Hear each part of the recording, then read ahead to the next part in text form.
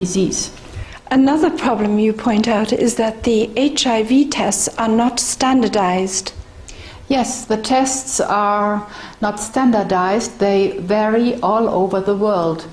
So you can take a test in Africa and fly with your result to France. If you were tested positive in Africa, you are negative in France. And let's say you test positive in Germany, go with your result to Australia, there you would be named negative.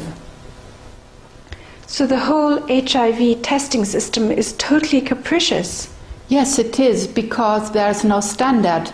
A virus has never been proved, and without a standard you cannot really establish a test system. And the tests vary all over the world, and they change from time to time. We did a test ourselves.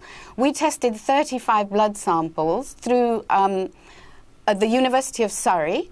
We put 35 samples through 3 different test kits, and 2 of the test kits showed reasonably similar results. The 3rd test kit showed 19 people who were in the sort of no man's land area, right? So there were 19 anomalies there, and one of the young people tested negative twice when we took him to 2 London teaching hospitals, but he had tested positive 3 times on our blinded trial.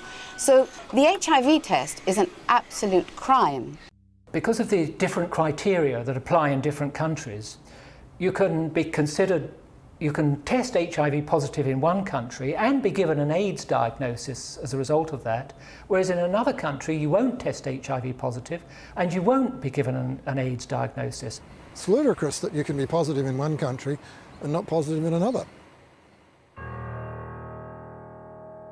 In fact, the CDC acknowledges that at least 40,000 AIDS cases in the United States were never even tested for antibodies to HIV. A lot of it is presumptive. Presumptive that there was nothing done, like in Africa. The doctor says, this looks to me like AIDS, and reports it faithfully to the World Health Organization or the CDC. And that's exactly what's happening here. There's a gay guy with Kaposi. Do we need to hear more? No. Goes to the Public Health Office as a reported AIDS case.